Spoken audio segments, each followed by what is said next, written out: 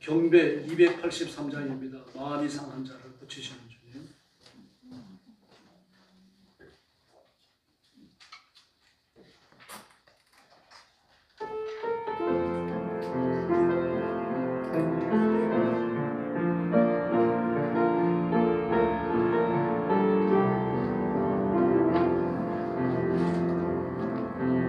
마음이 상한 자를 고치시는 주님, 하늘의 아버지, 날 주관하소서. 길로 인도하사 자유케 하소서. 새 일을 행하사 공케 하소서.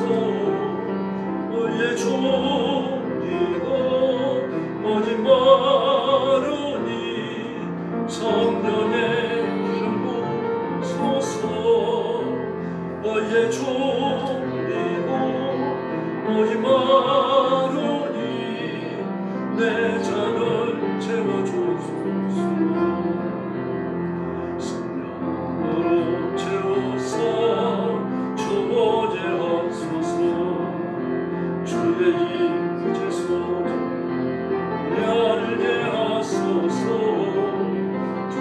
대로 살아가리 세상 끝날까지. 나를 빚으시 새날 열어주소서. 너의 종이고 너희 마르니 성령의 기름 부소서. 너의 종이고 너희 마르니 내 잔을 채워주소서. 할렐루야. 경배 286장 부르겠습니다. 예수님 품으로 인생길 흥하고 마음을 지쳐.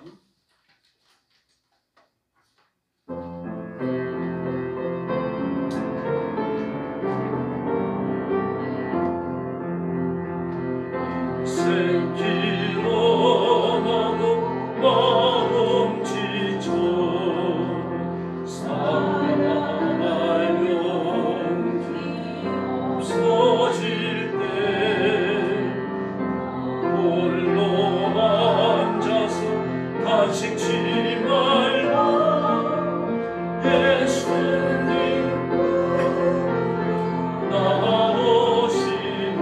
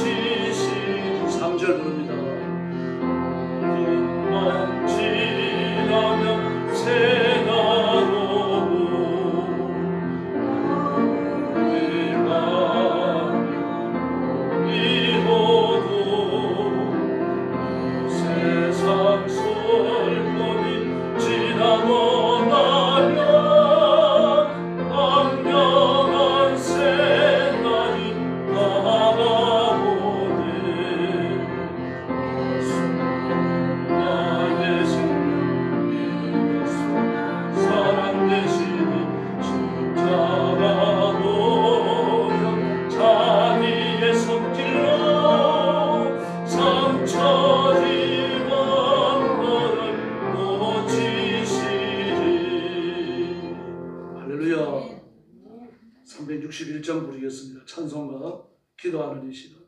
찬송가 361장입니다.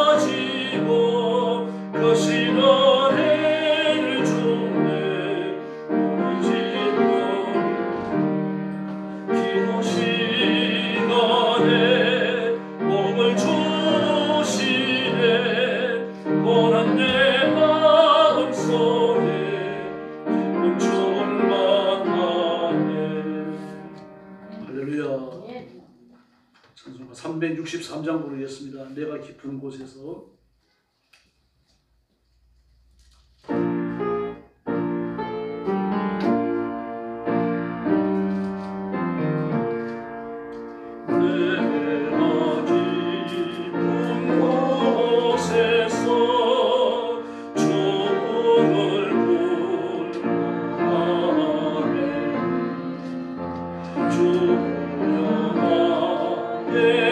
한 걸음 더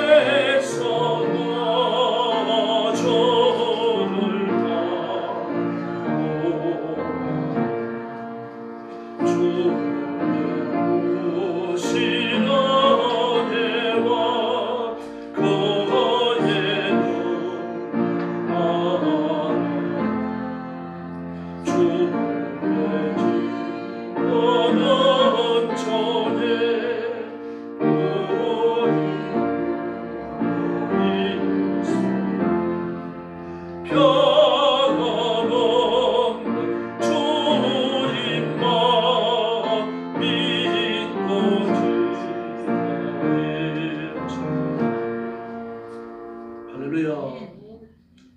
368장 부르겠습니다. 주 예수의 은혜를 내려주셔서. 찬송가 368장입니다.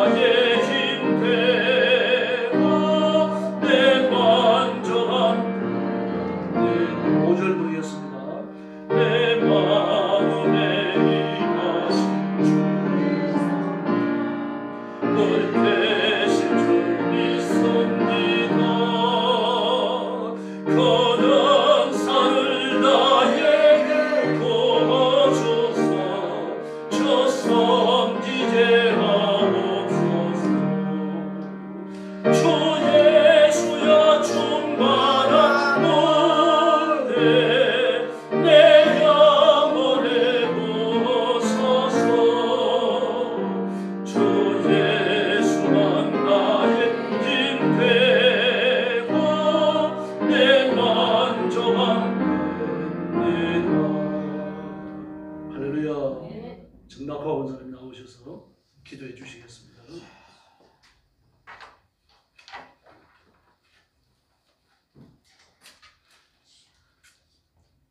다 같이 기도드리겠습니다. 할렐루야. 감사하신 아버지 하나님, 3월 넷째 주일을 맞아 주님 전에 나와 예배하게 하시니 찬양과 경배를 올립니다. 우리를 구원해 주시기 위해 하나밖에 없는 외아들 예수 그리스도를 이 땅에 보내시고 죄 없으신 예수님께서 십자가에 못 박혀 죽으심으로 우리를 죄에서 구속해 주신 은혜를 감사드립니다. 아멘. 하나님 아버지, 사순절 기간을 보내며 주님께서 친히 십자가의 고난을 받으시기를 위해 겸손하게 어린 나귀를 타시고 예루살렘에 입성하신 그날 중례 주일을 생각하게 하시고 오늘을 사는 우리들 또한 예루살렘의 어리석은 무리가 되지 않게 하옵소서. 주님은 고난 받으시기 위해 예루살렘에 들어가셨지만 우리들은 환상에 사로잡혀 주님과는 다른 꿈을 갖고 주님을 환영했습니다. 주님을 땅 위에 권세자로 오신 것이 아니라 인류의 모든 백성을 죄에서 구속하시기 위해 오셨습니다. 그러한 사실을 이 땅에 살아가고 있는 우리들은 또한 잊지 않게 하시고 우리의 교만했던 죄를 용서해 주옵소서. 부흥을 주시기 위하시는 하나님 아버지, 주께서 교회를 세우시고 부흥을 주시는 시간 가운데 하나님을 대적하는 자들은 끊임없이 하나님의 역사와 교회의 시간을 무너뜨리려 하고 있습니다. 이들을 합리적이며 합법적인 인본주의 중심으로 법으로 국민의 하나님을 대적하는 법 아래 매여 있도록 날마다 악법을 통과시키려 멈추지 않고 일하고 있습니다. 이 일에 깨어 쉬지 않고 기도하며 싸워 이겨 말씀으로 이 나라의 틈을 막아 서서 하나님 나라를 이 땅에 펼쳐내야 하는 교회가 세상과 타협하면 하나님 중심에서 사람 중심의 교회로 변하여 악한 것을 악하다고 말하는 것은 침묵하고 있습니다. 우리 죄를 용서해 주옵소서. 오늘 예배를 통해 우리 주님처럼 교회가 겸손히 서로 섬기고 돌아보게 하시고 주님의 말씀에 순종하며 따라가는 주님을 닮아가는 교회와 성도 되게 하옵소서. 단위의 목사님을 통해 선포되는 말씀이 우리 성도들이 이 시대를 살아가며 분별할 수 있는 말씀이 되게 하시고 영의 양식이 되게 하옵소서. 담임 목사님 사역에 우리 주님 함께하여 주시고 더욱 기름 부어 주옵소서. 우리 위에 십자가의 사랑을 몸소 보여주신 우리 주 예수 그리스도 이름으로 기도드렸습니다. 아멘.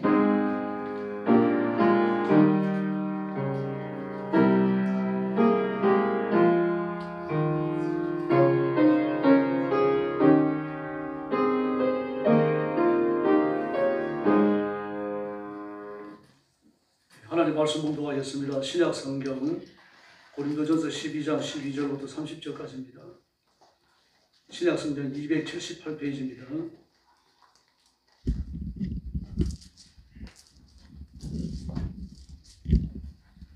고린도전서 12장 12절부터 30절까지입니다. 새벽 예배 때 지금 돌아가면서 한 분이 몇 절씩 공부하겠습니다. 12절 말씀부터 제가 먼저 봅니다. 몸은 하나인데 많은 지체가 있고 몸의 지체가 많으나 한 몸인과 같이 그리스도도 그러하니라. 우리가 유대인이나 헬라인이나 종이나 자유인이나 다 한 성령으로 세대를 받아 한 몸이 되었고 또 다 한 성령을 마시게 하셨느니라. 몸은 한 지체뿐만 아니요 여럿이니 만일 발이 이르되 나는 손이 아니니 몸에 붙지 아니하였다 할지라도 이로써 몸에 붙지 아니한 것이 아니요 또 귀가 이르되 나는 눈이 아니니 몸에 붙지 아니하였다 할지라도 이로써 몸에 붙지 아니한 것이 아니니 만일 온몸이 눈이면 듣는 곳은 어디며 온몸이 듣는 곳이며 냄새 맡는 곳은 어디며 그러나 이제 하나님이 또 원하시는 대로 지체를 각각 몸에 주셨으니 만일 다 한 지체뿐이면 몸은 어디며 이제 지체는 많으나 몸은 하나라. 눈이 손더러 내가 너를 쓸데없다 하거나 또한 머리가 발더러 내가 너를 쓸데없다 하지 못하리라. 그뿐 아니라 더 약하게 보이는 몸의 지체가 도리어 있긴 하고 우리가 몸에 덜 귀히 여기는 그것들을 더욱 귀한 것들로 입혀주며 우리의 아름답지 못한 지체는 더욱 아름다운 것을 얻느니라. 그런즉 우리의 아름다운 지체는 그럴 필요가 없느니라. 오직 하나님이 몸을 고르게 하여 부족한 지체에게 귀중함을 더하사 몸 가운데서 분쟁이 없고 오직 여러 지체가 서로 같이 돌보게 하셨느니라. 만일 한 지체가 고통을 받으면 모든 지체가 함께 고통을 받고 한 지체가 영광을 얻으면 모든 지체가 함께 즐거워하느니라. 너희는 그리스도의 몸이요 지체의 각 부분이라. 하나님이 교회 중에 몇을 세우셨으니 첫째는 사도요, 둘째는 선지자요, 셋째는 교사요, 그 다음은 능력을 행하는 자요, 그 다음 복음 고치는 은사와 서로 돕는 것과 다스리는 것과 각종 방언을 말하는 것이니라. 다 사도이겠느냐? 다 선지자이겠느냐? 다 교사이겠느냐? 다 능력을 행하는 자이겠느냐? 30절 같이 봅니다. 다 다 병 고치는 은사를 가진 자이겠느냐? 다 다 방언을 말하는 자이겠느냐? 다 통역하는 자이겠느냐? 아멘. 은사와 교회입니다. 수요일까지 같은 제목으로 말씀을 살펴보겠습니다. 오늘 본문 4절이 이야기하는 것처럼 12장 4절입니다. 은사는 여러 가지나 성령은 같고 직분은 여러 가지나 주는 같으며 또 사역은 여러 가지나 모든 것을 모든 사람 가운데 이루시는 하나님은 같으니라고 말합니다. 은사는 능력이죠. 권능입니다. 직분은 말 그대로 은사를 받은 사람이 하는 일입니다. 또 사역은 주어진 일을 가지고 하는 행동을 이야기하는 거죠. 그리고 사역과 직분은 서로 교합관계에 있다고 봐야 됩니다. 그런데 이게 전부 다 뭐에 매임을 받습니까? 성령님이십니다. 성령님께서 능력과 은사를 주시고 그리고 주어진 직분을 따라 행하면서 일하도록 하시는 겁니다. 모든 걸 관장하는 분이 성령님이신 것을 알 수 있습니다. 그래서 은사는 직임과 관련해서 역동성 있게 일하고 직임은 은사를 받고 일하는 사람의 정체성과 직분을 겉으로 드러내며 일하게 하십니다. 그리고 역사는 은사를 받아서 일하는 직임자의 일과 행동을 금형하고 있는 거죠. 근데 이렇게 성령께서 많은 사람에게 많은 은사를 주신다는 얘기예요. 한 사람에게 모든 은사를 다 부어주시는 것도 아니고 또 모든 사람에게 한 가지 은사만 주시는 것도 아니라는 얘기입니다. 이러면서 이제 비유를 들고 나오죠. 사람의 몸에 여러 가지 지체가 있지 않느냐. 눈도 있고 입도 있고 귀도 있고 또 일하는 손도 있고 걸어가는 발도 있다. 냄새 맡는 코도 있다. 이렇게 다양한 지체가 있는 것처럼 그리스도의 몸도 그렇다. 예수의 몸이 교회죠. 교회를 이루는 것은 바로 거듭난 성도들인데 그 성도들을 보면 키가 큰 사람, 작은 사람, 많이 배운 사람, 조금밖에 못 배운 사람, 또 겉으로 봐서 인물이 좋은 사람, 또 인물이 없는 사람 다양하다는 이야기입니다. 그와 같이 은사도 다양한 겁니다. 어떤 사람 방언, 어떤 사람은 예언, 또 영들을 분별하는 것, 가르치는 것, 구제하고 돌보고 섬기는 것, 전도하는 것, 이 모든 것들이 은사입니다. 전도는 은사임과 동시에 의무이기도 하죠. 이렇게 은사와 의무가 겸용되어져 있는 것들도 있습니다.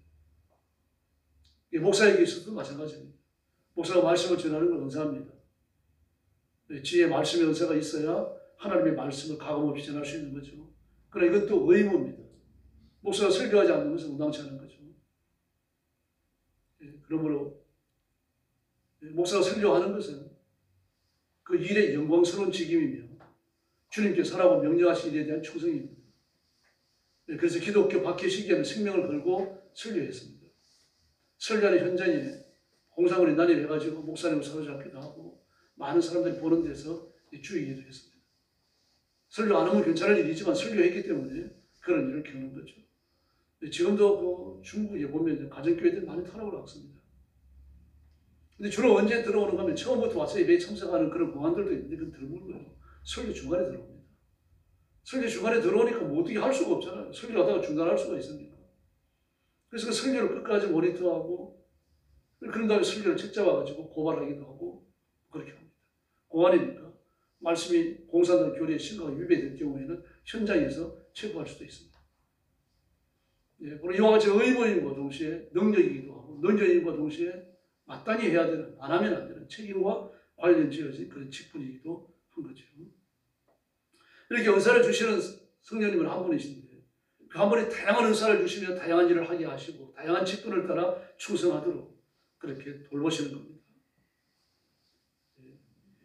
은사를 공급해 주시는 하나님이 성령님이신데 이 은사를 주시는 분, 이 은사는요, 세메이온, 두나미스, 이 두 가지 언어가 많이 사용됩니다. 두나미스는 다이나마이트 파워라는 뜻입니다. 다이나믹한 파워. 다이너마이트가 폭발될 때 나타나는 힘입니다. 그다음 세메이노는요, 사인입니다. 표적을 말해요. 예수님이 어떤 분이신지를 드러내는 기적이에요. 세례요한의 제자들이 예수님께 왔죠. 그때 묻습니다. 우리가 기다려온 분이 당신입니까? 아니면 다른 사람을 기다려야 됩니까? 그때 예수님이 뭐라 그러십니까? 너희가 보고 들은 것을 가서 전해라. 소년이 보면 벙어리가 말을 하고 귀머거리가 들으면 이 나병이 나옵니다. 죽은 사람이 살아난다고 해라. 이사야 35장에 기록되어져 있는 메시아의 표적이잖아요. 메시아가 왔을 때 그가 진짜 메시아인지 아닌지 어떻게 알아보느냐. 그런 불치의 병을 치료하는 기적을 보고 안다는 이야기입니다. 표적입니다. 사인이죠. 메시아라고 하는 표시입니다. 세메이온. 이걸 일으키는 분도 성령님이십니다. 그래서 사도행전 8장에 보니까 예수님께서 공사역을 시작하실 때 성령께서 기름 붓듯 임하셨다라고 말하죠. 성령을 기름 붓듯 하셨습니다. 이제 그때부터 비로소 능력이 나타났다는 이야기죠. 메시아로서의 표시가 그때부터 주어지기 시작했다는 얘기입니다. 그리고 성령님이 오늘 그처럼 그 사역, 직분, 일, 행동이 있어가지고 뒷받침하는 강력한 권세를 행하신다는 이야기입니다. 로마서 12장에 보면요. 예언하는 자, 섬기는 자, 가르치는 자, 위로하는 자, 구제하는 자, 다스리는 자, 긍휼히 여기는 자. 사역이잖아요. 일과 은사가 관련되어져 있어요. 다시 말해서 일 자체가 은사입니다. 은사가 임하지 않으면 일을 못하는 거죠. 물질이 아무리 많다고 하더라도 복권에 뭐 두세 번 방심돼가지고 몇백만 원 전화를 가지고 있다고 하더라도 성령께서 긍휼히 여기는 마음을 주지 아니하시면요. 섬기는 마음을 주지 아니하시면 돈 한 푼 못 줍니다. 남한테요. 절대로 안 나눠줘요. 그런 사람을 본 적이 있습니다. 그게 잘 나오는 분이에요. 근데 친구의 사기를 당해가지고 땅을 사는데 돈을 보냈다가 모두 다 띄워버린 겁니다. 뭐 그 당시에 1,100만 원이 많은 돈이었어요. 근데 뭐라 그러는가 하면 친한 친구인데 뭐 그냥 없던 일로 하지 뭐. 제가 막 야단쳤어요. 그 소리 듣고. 아니 정신이 있느냐. 하나님 앞에 그만을 헌금을 해봤느냐. 당신이 잘못해서 하나님의 준 돈을 떼어놓고 그렇게 말하느냐. 근데 깜짝 놀라더라고요. 잘못된 거지. 근데 사기에 쳐서 돈을 그렇게 뭐 돈을 손해보더라도 그건 아까워하지 않습니다. 뭐 아까워하지 병드는 사람도 있지만 친한 친구니까 할 수 없지. 남은 돕지 않아요. 남을 돕는 것, 자비를 베푸는 것, 교회를 섬기는 것, 구제하는 거예요. 목회자들을 뒷받침하는 거. 그건 제정신으로 하는 거 아닙니다. 하나님께서 할 마음을 주셔야 돼요. 네. 어떤 분은 그러더라고요. 우리 권사님이 자녀들 몰래 이렇게 모아놨던 돈이 있는데 이제 내가 얼마 안 해서 죽겠다. 이 생각이 드니까 그게 3천만 원이었어요. 그래서 그 돈을 목사님한테 오면 무슨 성경비를 쓰세요. 갖고 왔어요. 그게 여러분 그 일반적 상황으로 이해할 수 있는 겁니까? 이해할 수 있는 게 아니죠. 하나님께서 그런 마음을 주시는 거죠. 성령께서. 그게 은사입니다. 그 일을 하는 것. 목회자를 공개하는 것 자체가 은사라는 거예요. 그 일, 행동, 은사가 행동, 충성하는 것이 은사와 관련되어져 있는 거죠. 그 기도하는 분들을 보면 밤새 기도하는 분들이 있어요. 그것도 은사입니다. 아무나 그렇게 못합니다. 여러분. 한 5분 기도하면 못 뻗어버리는 사람도 있는데 한 20, 30분 기도하고 몇 시간 기도하고 착각하는 사람도 있습니다. 하나님의 은사가 임하면요. 몇 시간 기도하더라도 밤새 기도하더라도 견뎌내거든요. 아침에 일어나면 피곤하지만 또 하루를 또 새로 시작하는 겁니다. 지금 하나님에 대한 충성, 내가 해야 되는 영적 결단의 헌신, 이런 것들이 반복을 힘에서 나오는 게 아니죠. 성령님의 능력에서 나오는데 이게 은사다라고 합니다. 다음에 고린도전서 12장 지난 시간에 살펴본 것들과 관련해서 보면요. 지혜의 말씀의 은사, 지식의 말씀의 은사, 믿음의 은사, 병 고치는 은사, 능력을 행하는 은사, 영들을 분별하는 것과 각종 방언을 말하고 방언을 통역하는 것, 이게 전부 은사입니다. 또 영들을 분별한다. 영들만 분별하는 게 아니죠. 문화현상, 사회적 현상을 분별하는 겁니다. 어떤 정치인이 날고 뛰는데 보니까 저건 성령님이 하시는 역사가 아닙니다. 마귀가 충만해서 저짓을 하는구나. 그 영들을 분별하는 거죠. 사회 현상을 분별하고 정치 현상을 분별하는 겁니다. 그 입에서 독선이 나갈 수도 있는 거예요. 예수님이나 구약의 선지자들을 보면 사도들도 마찬가지입니다. 막 독한 말들을 쏟아내죠. 지금 당장 하나님의 저주가 임할 것처럼 그렇게 말합니다. 다윗의 기도에도 많이 나오죠. 그 왜 그런가 분별하니까요. 분별을 하고 마귀가 하는 일이다. 악한 영들이 주관하는 일이다. 이러니까 그 독한 말이 나가는 겁니다. 또 에베소서 4장에 보면요. 사도와 선지자, 복음 전하는 자와 목사와 교사가 세우셨다. 성령께서요. 은사와 직분이 하나가 되어져 있습니다. 직분 자체가 은사라는 얘기입니다. 은사를 주시니까 목사가 되고 교사가 되고 사도가 되고 선지자가 되고 복음 전하는 자가 되고 교사가 된다는 이야기죠. 은사를 주지 아니하셨으면요, 일을 못한다는 이야기입니다. 중도에 떨어져 나가는 유다 보십시오. 바울을 따라다가 도망가는 그 대만을 보십시오. 못 따릅니다. 중도에 포기하는 거죠. 제가 나중에 시간에 말씀드렸던 스폴전 세계적인 목사님입니다. 한참 그분이 설교에 쓰려고 하고 있을 때 미국에서 스폴전 설교를 들으려고 비행기 타고 대서양을 건너가는 사람들이 많았어요. 한둘이 아니었습니다. 단순히 주일 예배 드리고 또 오는 거예요. 그러니까 토요일날 비행기 타고 갔다가 나 주일 예배 드리고 그 다음에 또 오는 겁니다. 이런 역사를 일으키죠. 그게 은사죠. 그 시대에 설교자가 얼마나 많았습니까? 그러나 하나님께서 그 뛰어난 설교를 할 수 있도록 스폴전 목사님을 쓰신 거거든요. 그게 은사입니다. 설교와 은사가 교류되어져 있는 거죠. 이처럼 로마서 12장이나 고린도전서 12장이나 에베소서 4장이나 전부 다 뭐와 관련이 있습니까? 교회와 관련을 갖습니다. 자, 예언과 성령과 가르침과 위로와 구제와 다스림과 공의를 교회에서 하는 거죠. 교회를 통해서 하는 거, 여러분이 개인적으로 하는 것도 있습니다만 교회를 통해서 하는 것들입니다. 지혜의 말씀, 지식의 말씀, 병고침, 능력을 행한 믿는 것, 또 이제 예언하고 영들을 분별하고 각종 방언을 말하고 통변하고 개인적인 것들도 있지만 주로 교회 활동에서 드러나는 거죠. 사도와 선지자, 복음 전하는 자와 목사와 교사는 말할 것도 없습니다. 직분 자체가 교회 안에서 행사되어지는 것들입니다. 이렇게 직분자를 세우고 능력을 주셔서 직분을 행하게 하시는 분, 그분이 바로 성령님이신 줄로 믿습니다. 그러므로 은사 자체가 교회론입니다. 그런데 그 은사를 주시는 분이 누굽니까? 성령님이십니다. 성령님이 은사를 주실 때 개인의 형편을 보고 주시는 게 아닙니다. 이 사람에게 방언의 은사를 받으면 잘하겠다 그래서 주시는 게 아니에요. 일단 은사를 주시는 겁니다. 그리고 은사를 받아가지고 충성을 할지 말지 결단하는 건 이건 내가 해야 될 일이에요. 그 세계적인 설교자였던 스폴전 목사님도 영국에서 목회하다가 병에 직면합니다. 심각한 고민을 해요. 내가 설교자로 부름을 받지 않았는데 설교하는 건 아닌가. 은혜를 못 받으니까요, 성도들이. 한 번은 낮에 말씀드린 것처럼 신방을 갔다 옵니다. 목장하는 집에. 갔다 오는데 저보다 소들이 말입니다. 그 소우리에 우리가 턱주머니를 받쳐놓고 하늘을 쳐다보면서 울고 있는 겁니다. 하도 신기한 걸 처음 봤거든요. 한두 마리도 아니고 말입니다.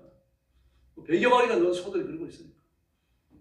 안에 있는 것도 있지만 대부분의 소들이 그 울타리에 나란히 서갖고 말입니다. 저보다 턱주머니를 올려놓고 말입니다. 하늘을 쳐다보고 있습니다. 저게 도대체 뭡니까? 내가 문 열어주기를 기다리고 있습니다. 이 시간쯤 되어지면 제가 매일 문을 열어줘서 나가서 들고 뛰는데 그때가 오기를 기다리고 있는 겁니다. 그 말을 들으면서 스폴전 목사님이 용기를 얻어요. 하나님을 바라보면서 계속 기도하는 건 내가 해야 될 일이구나. 내가 턱주가를 올려놨다 내려놨다 방정을 들어서 문제였구나. 그러면서 그 위기를 벗어납니다. 그 깨닫게 하는 분이 누굽니까? 성령님이시죠. 하필이면 목장집으로 신방을 가게 하시고 꼭 그때가 언제입니까? 소들을 풀어주는 시간이에요. 그 소들이 턱주가를 올려놓고 하늘을 쳐다보면서 말입니다. 간절하게 문 열어주기를 기다리고 있는 거죠. 짐승도 저런데 내가 은혜 주시기를 기다리지 못했구나. 아마 그 기회에서 스폴전 목사님이 목회를 그만두고 자연으로 돌아갔습니다. 돌아갈 수도 없겠죠. 왜 맞고 왔을 겁니다. 위대한 설교자 하나를 잃는 거죠. 이처럼 모든 게 은사입니다. 하나님의 은혜가 아니면, 성령님의 은혜가 아니면 우리의 삶이 진행되지 않는다는 것을 아셔야 됩니다. 에베소서 4장에서 말하는 것처럼요. 은사를 주시는 첫 번째 목적, 개인을 유익하게 하려는 겁니다. 은사를 받은 사람 한 사람을 유익하게 하기 위해서입니다. 그래서 은사를 받은 사람은 하나님과의 관계성이 올바르게 되어져 있습니다. 방언을 하든 예언을 하든 능력을 행하든 악한 영들을 쫓아내든 말입니다. 지혜의 말씀과 지식의 말씀으로 무장을 했던 사도와 선지자와 복음 전하는 자와 목사와 교사의 그 직임을 받았던 거 아니에요. 하나님과의 관계가 올바라야 됩니다. 엎드려 기도하고 하나님 앞에 겸손해야 되고 날마다 새 은혜 구해야 되고요. 하나님과의 관계가 올바르게 되어 있습니다. 성령님의 은사가 임하면 그렇게 되어 있습니다. 성령님의 은사가 임했는데 삐딱하다가 그 문제가 있는 거죠. 교회 해이를 끼친다. 그럼 마귀가 붙들고 있는 겁니다. 어느 교회 말씀드렸죠. 아주 기도도 열심히 하고 헌금도 열심히 하는 권사님 한 분 계셨는데 젊은 분이에요. 그런데 주일 낮 예배 드리다가도 기도원에 자주 가는데 기도원에 전화 오면 그냥 가버리는 거예요. 예배를 열심히 드려요. 그런데 예배를 드린다고 전화를 받아요. 전화를 받으면 일어나가지고 주섬주섬 보따리를 싸가지고 나가버리는 거예요. 기도원에 가는 거예요. 볼 때마다 목사님 처벌이 나죠. 그래서 기도원으로 보내세요. 기도원에 충성할 사람이가 보내요. 그러니까 못 보낸다는 거예요. 안 갑니다. 안 가면 설득을 해서 보내면 되죠. 근데 그 아버지가 그게 장로님인데, 이제 은퇴한 오래된 장로님인데, 그 교회를 얻을 때 보증금을 헌금한 분이에요. 그래서 못 한다는 거예요. 네. 그건 성령께서 하시는 게 아닙니다. 교회를 해롭게 하는 거, 교회 단합됨을 흩뜨리는 거예요. 그러니까 교회도 생기고 있고 기도원에도 충성하고 있지만 둘 다 충성하는 거 아닙니다. 자식 결정을 해야 돼요. 기도원에 충성할 건지 교회에 충성할 건지 어느 곳에도 해를 주면 안 되는 겁니다. 목사님 설교할 때 그러고 일어나면은 목사님이 그 설교할 기가 끊깁니다. 이런 그럴 때는. 이제 그런 피해를 입히니까 모든 성도들에게 누를 끼치는 거예요. 성령님이 이런 일을 하십니까? 아닙니다. 그 속고 있는 겁니다. 지금. 하나님 앞에 충성하는 건 결코 아닙니다. 자기 열정에 충성하고 있는 거죠. 성령님은요, 교회를 유익하게 하고 교회를 유익하게 합니다. 개인의 충성을 통해 가지고 하나님의 영광을 받으시고 교회는 새로워지고 그렇게 충성하는 능력을 받아가지고 은사 받아가지고 충성하는 개인은요, 영적으로 날마다 고양되는 거죠. 성장하는 겁니다. 그리고 하나님과의 관계성에 문제가 생기면 그건 바른 게 아닙니다. 반드시 돌아보셔야 되고 재고해야 됩니다. 또 은사 받은 사람들끼리도 마찬가지입니다. 은사 받았다고 말하고 열심히 막 충성을 한다고 말하는데 다른 성도들하고 찌랄찌랄 싸우면 그게 바른 게 아닙니다. 성령님은 싸우다가도 화해하게 만드는 분이죠. 끝까지 싸우고 등 돌리고 나가고 말입니다. 네가 옳은가 내가 옳은가 한번 해보자. 한번 해봤으면 그 다음에 화해하고 끝나야 되고 막 그렇게 등 돌리고 싸우도 이제 끝까지 가버리면요, 그 잘못되고 있는 거죠. 은사 받은 자의 태도가 결코 아닙니다. 뿐만 아닙니다. 은사를 받았으면 남이 은사 받은 거 프로 할 것도 없어요. 나는 방언의 은사를 받고 저 사람은 지식의 말씀의 은사를 받았습니다. 그럼 막 그 지식의 말씀의 은사를 받아놓으면 다른 사람의 영적인 은밀한 부분도 알 수 있어요. 성령님이 알게 하시니까요. 그걸 알게 하시는 이유는 그걸 자랑하고 그걸 고만하게 말해가지고 사람을 혼으로 몰아넣으라고 하는 게 아니라 위에서 울고 금식하고 기도하라고 알게 하시는 거예요. 초월의 지식의 은사가 있는 분들은 기도해야 될 사명이 같이 주어지고 있는 겁니다. 나 그건 깨닫지 못하고 말입니다.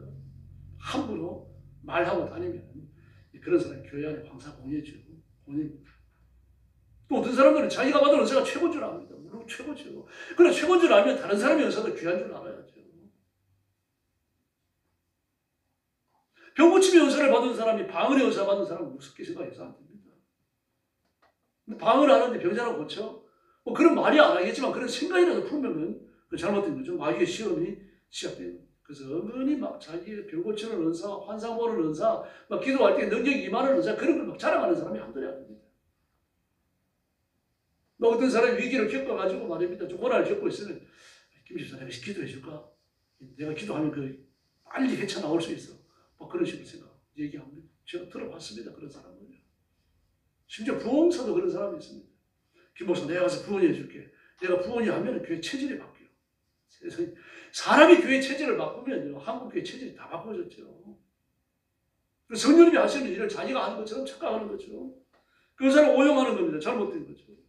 그 자기에게 나타나는 은사가 최고고 다른 사람이 맡은 은사는 자기보다 좀 열등하다고 생각하는 겁니다. 근데 방언 하는데 병자 하나 못 고치잖아요. 그런 말이 안 하지만 말이죠. 속으로 그런 말 생각하는 사람들이 있습니다. 그 목회자 중에 방언 못하는 사람이 많아요, 여러분. 네, 우리 목사님은 설교는 최고야. 근데 방언은 못하시더라고. 나는 방언 잘하는데. 뭐 그렇게 생각을 합니다.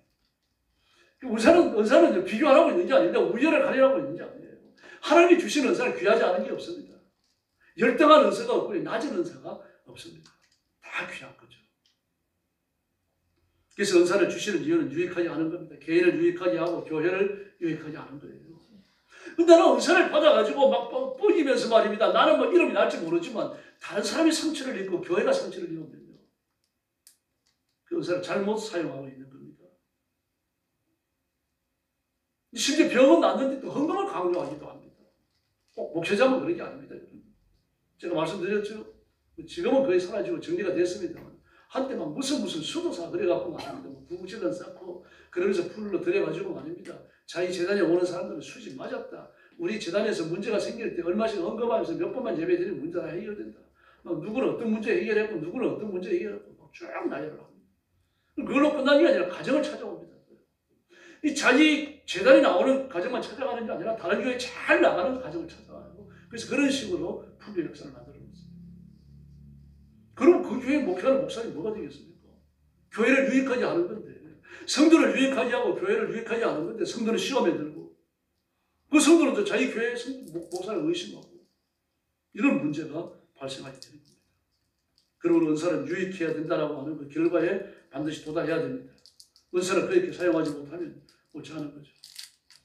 방을 하면서 말입니다. 또 열심히 기도하는 사람들 보면 참 우리 교회는 봉사하는 사람은 많은데 참 기도하는 사람은 진짜 적고 진짜 기도의 일꾼은 적고 방을 안 하고 기도를 좀 적게 하는 사람이 그러면 괜찮아요. 자기가 그 포함이 되니까. 자기는 포함이 안 되는 거죠. 기도의 일꾼, 진정한 기도의 일꾼은 참 적은데 자기는 포함이 안 되는 거죠. 자기는 높은 데 있는 거죠.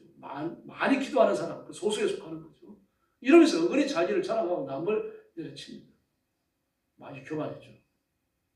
왜 있어요, 이런 사람들이요. 그 예언을 하는데 잘난 척하고, 은사를 받은 건 틀림없는데 다른 사람이 상처를 주고, 이렇게 되는 겁니다. 은사를 받았으면 일하면 숨어야 돼요. 안 드러나야 됩니다. 일한 사람은 있는데, 일한 표시는 있는데, 누가 일했는지 몰라야 된다는 이야기입니다. 그 일한 것을 교회에서 이렇게 알려줘야 되고, 방송을 해야 되고 말입니다. 광고를 해야 되고, 박수 쳐줘야 되고, 문제 있는 겁니다. 덜 성숙한 겁니다. 은사자가 같은 거죠. 은사자가 되었을 때 말입니다. 엄마, 아버지 드린다고 양말 한 켤레만 사와도 얼마나 칭찬을 합니까? 그리고 장가를 가고 나이 40, 50이 돼갖고도 양말 한 켤레 사고도 어머니, 엄마한테요. 아버지한테. 문제 있는 거죠.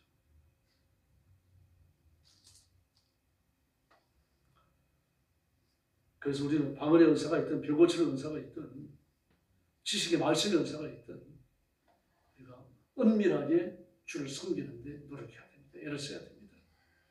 그리고 은사는 공동체의 온전함을 지향합니다.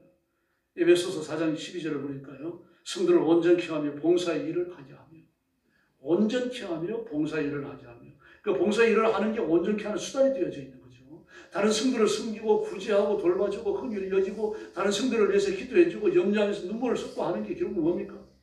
교회를 유익하게 하고 교회를 온전하게 하는 겁니다. 그 봉사의 일이 그러므로 다른 성도를 유익하게 하고 온전하게 하니까 온 교회를 온전하게 만드는 결과로 나아가게 되는 거죠. 좀 부족하잖아요, 사람은요. 다 부족합니다. 모자랍니다. 이 모자라니까 좀 바르게 살려고 반듯하게 하려고 말입니다. 모자라는 걸 좀 채워보려고 애를 쓰고 노력을 하게 되잖아요. 근데 그걸 비웃어 보십시오. 김 빠지죠. 우리 김 빼는 말 하는 사람들이 있습니다, 여러분. 우리가 부족한 걸 채워줘야 됩니다. 다시 열심히 일하는 거 우리 하나님 참 기뻐하시겠다. 나도 좀 그런 열심히 있었으면 좋겠다. 우리는 격려가 되는 거죠. 위로가 되고 힘이 되는 거죠. 열심히 일하는 사람도 은사가 임해서 일을 하지만 그렇게 격려해주는 사람도 은사가 있기 때문에 그런 격려를 하는 겁니다. 회당장 고넬료를 보십시오.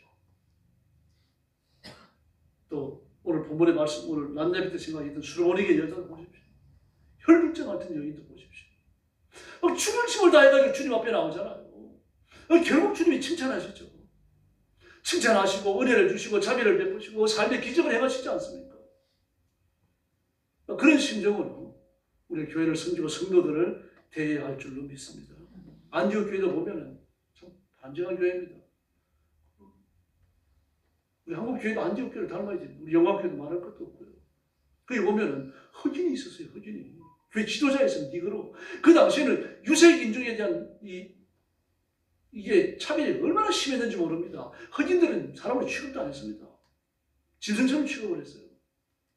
그런데 안디옥 교회에 흑인이 교회 지도자가 되어 있습니다. 그리고 이름이 뭡니까? 니그로입니다. 니그로.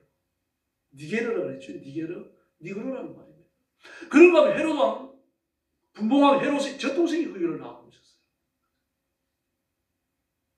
그 아주 천한 사람부터 아주 높은 사람까지요. 그렇게 다양한 사람들이 모여 있었지만 금식하고 기도하며 은혜를 구하는 그런 교회였습니다. 거기에 바울이 첫 발을 디딘 거예요. 그러므로 그 교회에 바울에게 피해를 입은 성도가 없었겠어요? 바울이 초년무전으로 다니면서 말입니다. 온 교회를 핍박하고 성도들을 죽는 데 넘겨주고 말입니다. 죽이기도 하고 저 사람 사형시켜야 된다는데 가편 투표에 정인이 되기도 하고 말입니다. 온갖 악행을 다 저질렀어요. 그 악행을 그 안디옥 교회가 몰랐겠습니까? 근데 그런 바울을 용납을 합니다. 이게 은사입니다. 이런 성도, 이런 교회가 되어야 할 줄로 믿습니다. 그래서 그 교회가 신약교회 역사에서 최초로 선교사를 파송합니다. 근데 그냥 파송하는 게 아니죠. 금식하다가 성령의 인도하심을 받아요. 선교사를 파송하려고 금식한 게 아닙니다. 그냥 교회의 평안을 위해 갖고 교회의 부흥과 교회의 이 성장을 위해 가지고 엎드려 기도하고 금식하는데 성령께서 강력히 임하시면서 바울과 바나바 두 사람을 지적하잖아요. 선교사 파송이에요. 하나님 은혜가 임하니까 이런 일이 일어나는 겁니다. 어떻게 충성 안 하겠습니까? 충성을 하죠. 그냥 빈손으로 보냅니까? 물질을 줘가지고 보내야 당장 출발할 거 아닙니까? 배 타고 그 안디옥 그 항구를 떠나가지고 구브로스으로 가고 구브로스에서 비시디아 안디옥으로 가고 비시디아 안디옥에서 그 더 북쪽으로 터키 지역에 그 더베까지 올라가고 그럴 거 아닙니까? 특별한 거 해야죠. 물질을 보태야죠. 이 친구들 기도의 결과죠. 성령의 은사를 따라 일한 결과가 그런 결실을 가져온 겁니다. 이렇게 은사는 성도를 온전케 하고 교회를 온전케 합니다. 또 봉사일을 하게 합니다. 일의 우선성을 깨닫게 되는 거죠. 뭘 먼저 해야 될지, 어떤 일을 먼저 해야 될지, 우선 해야 될 게 뭔지, 시급한 것이 뭔지 그걸 안다는 이야기입니다. 예수님께서요, 겟세마네 동산에서 자신이 죽으실 것을 아시고 제자들이 뭘 준비시킵니까? 검을 준비해라. 검을 준비해라. 아마 제자들은 깜짝 놀랐을 거예요. 검을 준비해라. 그때 베드로가 검 하나 갖고 있다가 꺼내면서 보세요, 스님, 제가 검이 있습니다. 잘했다. 칭찬하죠. 근데 그거 한 번에 쓴 적이 있습니까? 한 번도 못 씁니다. 그럼 왜 도대체 검을 쓰라고 그러십니까?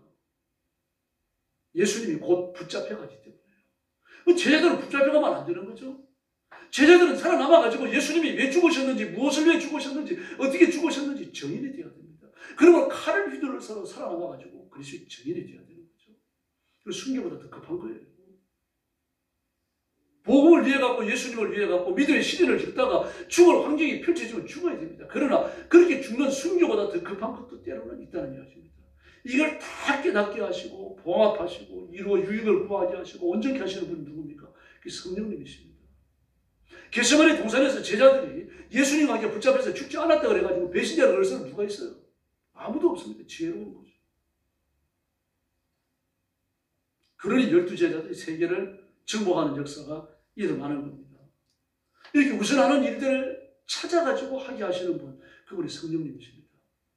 근데 자기 하고 싶은 걸 하는 게 아니죠. 성령님께서 인도하시는 대로 나가야 됩니다. 이렇게 하면 그리스도의 몸을 세우게 됩니다. 이제 세운다라고 하는 거예요. 그리스도의 몸을 세우려 하십니다. 에베소서 4장 12절에요. 세운다라고 하는 건요, 흔들리지 않게 튼튼하게 한다. 그런 뜻입니다. 약한 것을 보완해가지고 전체적으로 조화를 이룬다. 강화시킨다. 그런 뜻을 가지고 있습니다. 이 다시 말해서 은사받은 자 한 사람의 역사로 온 교회가 영적으로 강화될 수 있다는 이야기입니다. 그러나 은사받은 사람들끼리 싸우면 교회는 나약해지고 넘어지게 됩니다. 미꾸라지 한 마리가 온 연못을 흙탕물을 만들 수 있죠. 그러나 한 사람의 헌신이 온 교회를 건강하게 만드는 겁니다.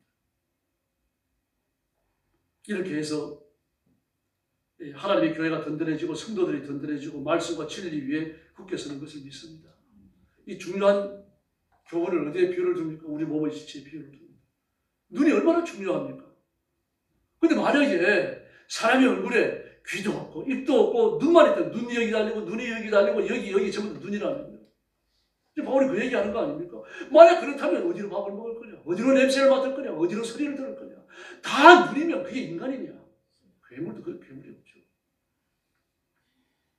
이건 이제 고린도 교회 교인들의 잘못된 가치관을 바로잡으려고 하는 겁니다.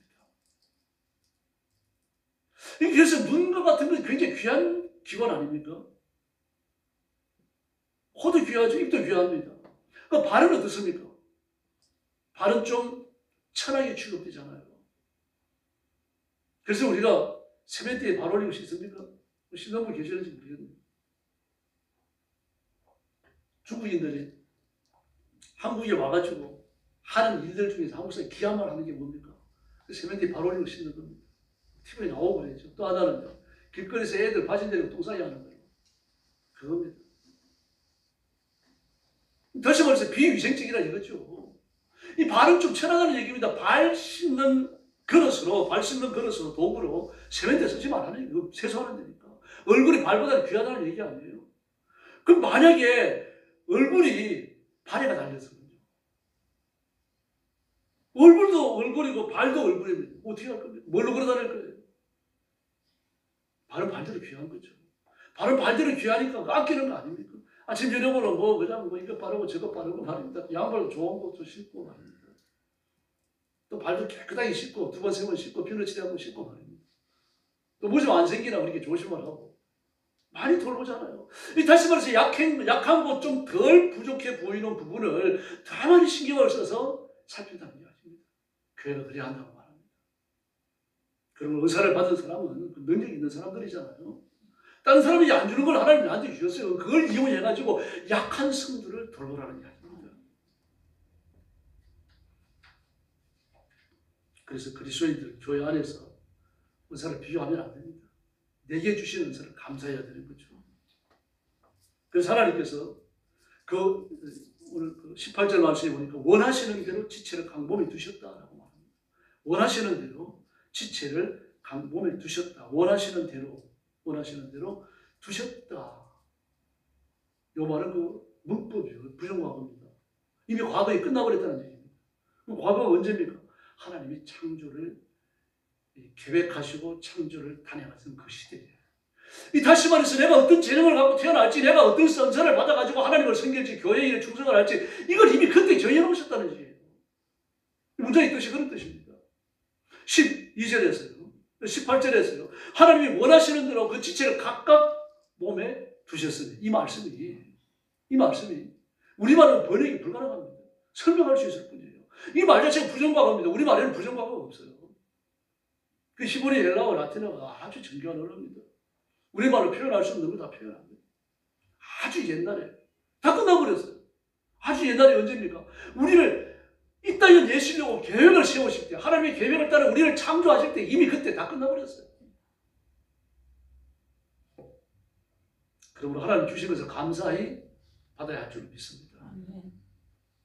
키가 좀 작아도 감사하셔야 돼요. 하나님 그렇게 이미 끝내놓으신 거예요. 강제로 키를 어떻게 크게 할 겁니까? 요즘 애들은 키가 크잖아요. 다들 보통 170 몇 cm, 180 몇 cm. 여자애들도 보시면 거의 170cm 육박에 넘는 애들도 많고요. 어떤 사람 키가 너무 크니까 여자가 184cm가 5cm가 되니까 키 좀 작았으면 좋겠다 그래요. 내가 애들을 낳으면 키 110cm 안 넘었으면 좋겠다. 키가 크니까 데이트할 남자도 적은 거예요.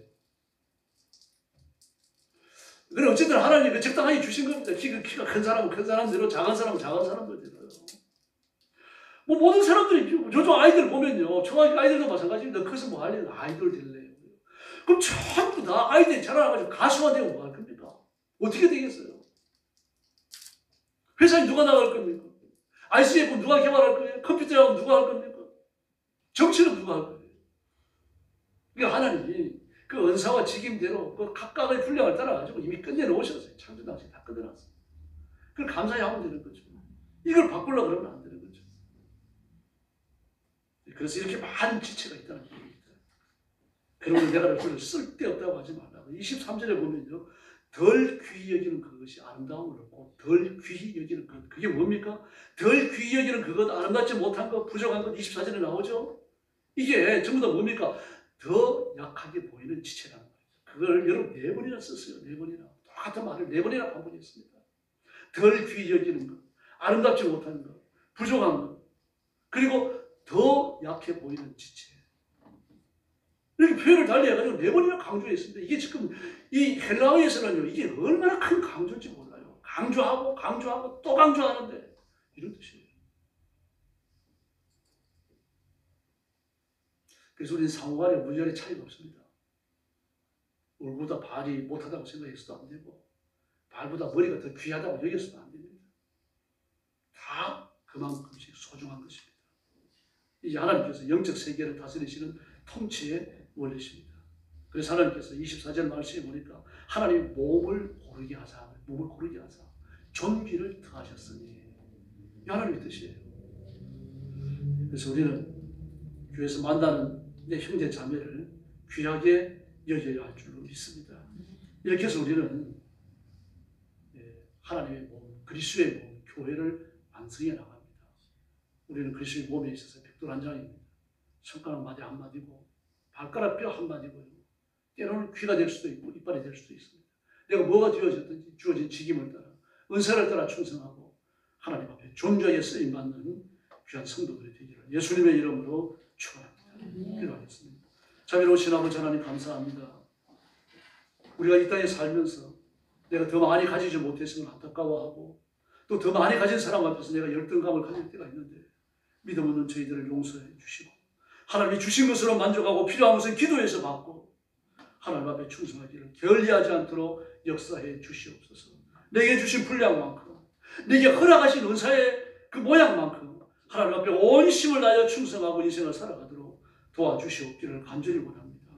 우리가 하나님 앞에 섰을 때 잘했다, 신실하고 착한 종이라는 인정받게 해주시고 하나님 손에 붙들려 칭찬받으며 많은 상급으로 복받는 성도들 되게 하여 주시옵소서.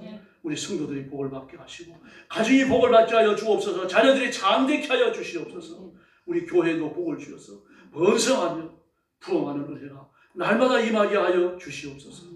예수님의 이름으로 간절히 기도 올리옵나이다. 아멘.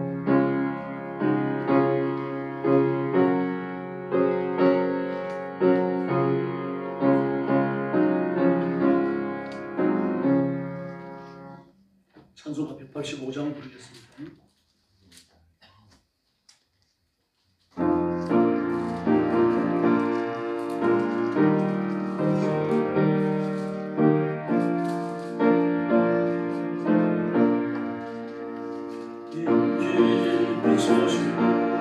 온 세상 전하세 금발랑 먹고는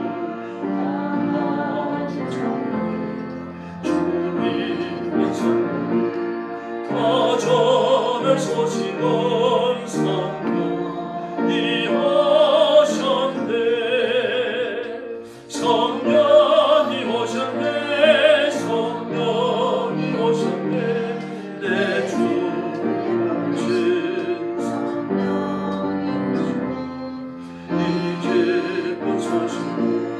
온 세상 전하세 성령님 오셨네.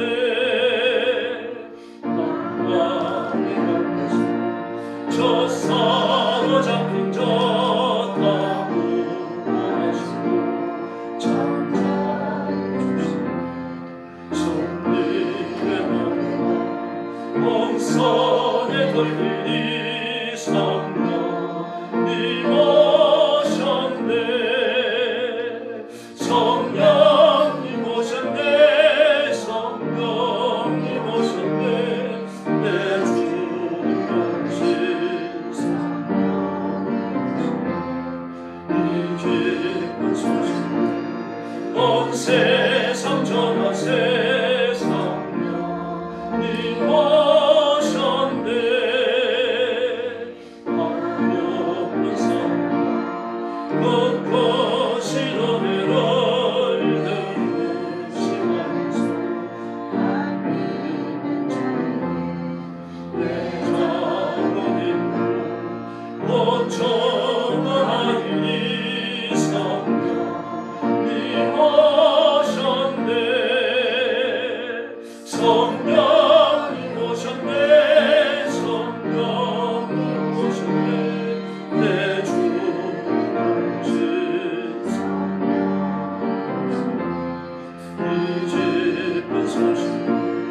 온 세상 전하세 성령님